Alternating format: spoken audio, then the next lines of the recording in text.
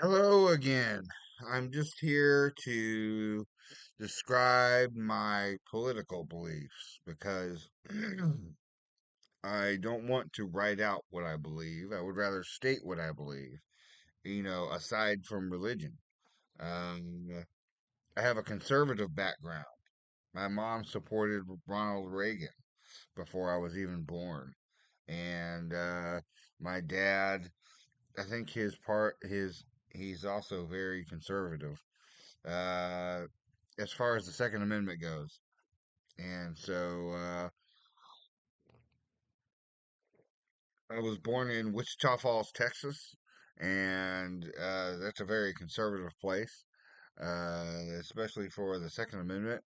And but I grew up in Seattle, Washington, so I have influences that were on the left as well. But I just was surrounded by people who were on the right as Christians, like their beliefs in Jesus affected their political beliefs as well. And so that had a huge impact on me growing up and in the Navy because I held to my beliefs. Oh, I was in the Navy. I had moments where I had doubts, but I came back to the right side, I believe. I don't normally vote. I voted in 20 the first presidential election I voted in was 2016 for President Donald J. Trump. And I've voted for him ever since. I did vote for Greg Abbott and Ted Cruz because I feel like they're good uh, candidates and they're doing a good job in what they do. Uh, but with but I don't have any. But there is a threat to the American way currently circulating in our capital, and it's the SAVE Act. The SAVE Act is Jim Crow for white people, I believe, and it is. I called Senator Mitch McConnell and let him know that I don't support that, and that I support what he is doing by not allowing the SAVE Act to pass. I believe Trump should implement his own vision of what he envisions for voting, and that Congress is not our friend, essentially, by trying to pass the SAVE Act, which the before I was born, Congress has had a bias against white people.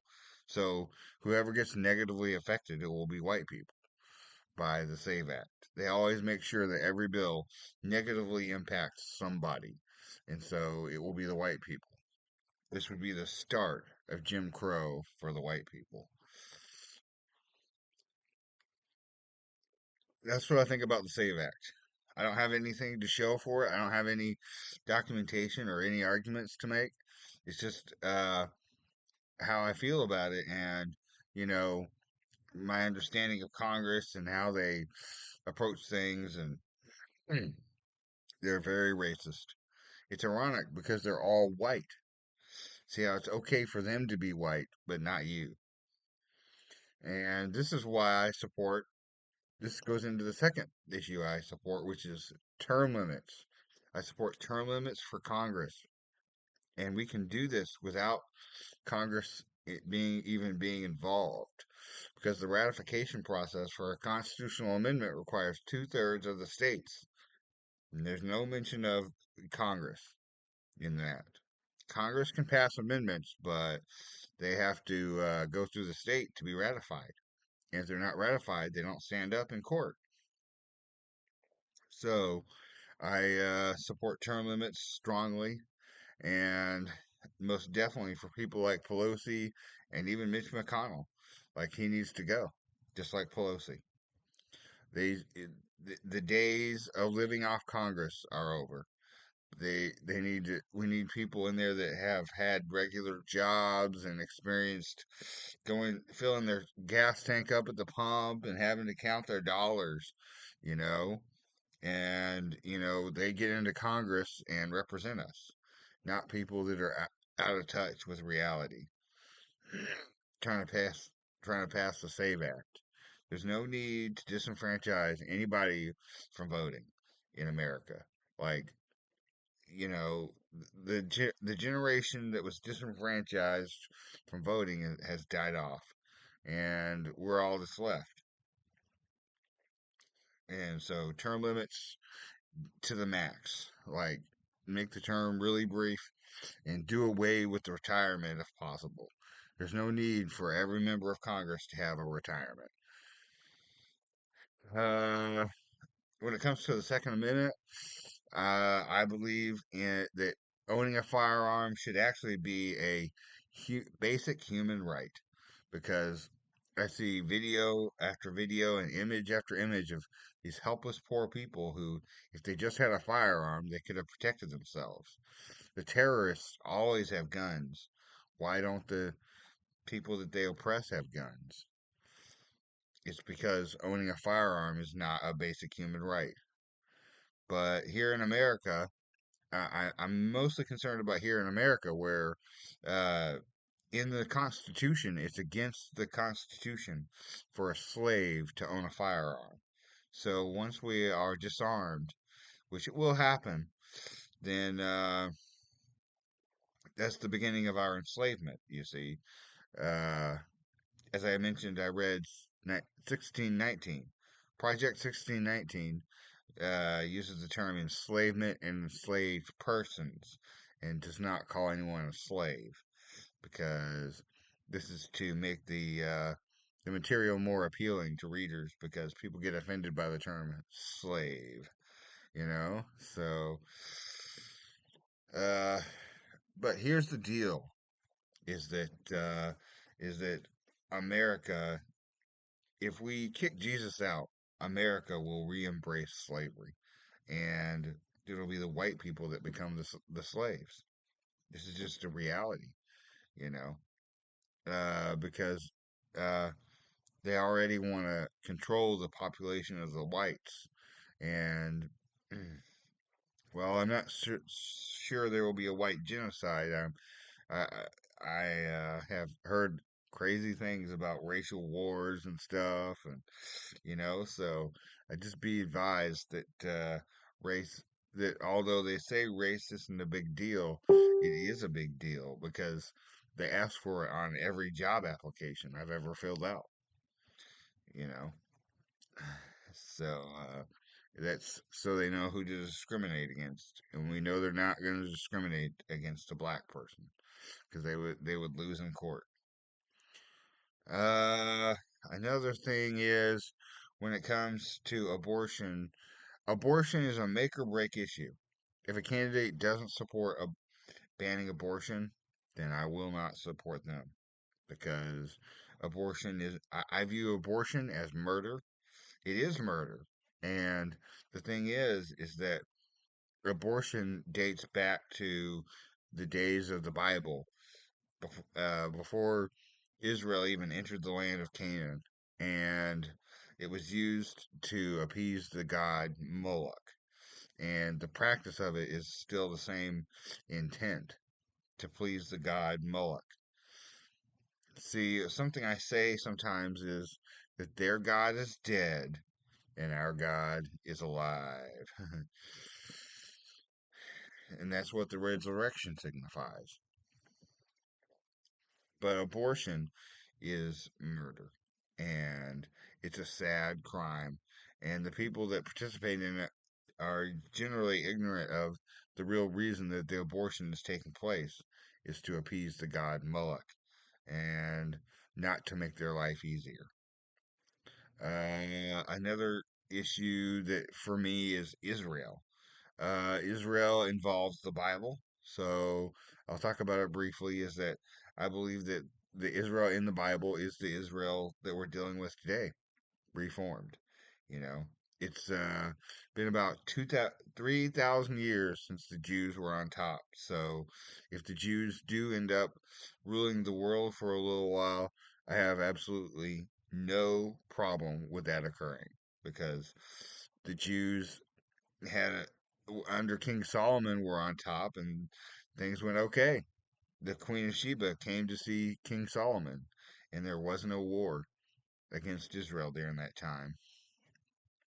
It was a time of peace after the time of King David, which was a time of war. And then if you read about after the time of King Solomon, there was also war over and over and over again. It was like I think there have been more than World War One and World War Two. There have been other world wars, and they involved Israel. Maybe our translation of the Bible doesn't quite capture the size and scope of the wars, and that Israel was a main objective of the war. Even Alexander the Great is said to have had a vision about Jerusalem. So, and the sad thing is that there's actually more documentation for Jesus than there is Alexander the Great. But if you deny the existence of Alexander the Great, you won't pass history. It's very interesting. But nevertheless, Alexander, the movie that with Brad Pitt doesn't depict this vision, but he had a vision of Jerusalem, and that's why he went to Jerusalem was to fulfill his vision. And so it doesn't mention this in the Bible, but in lore I've heard about it. And so I find that to be very fascinating because Constantine also had a vision and he ended up creating the church. So you can see that these people had visions of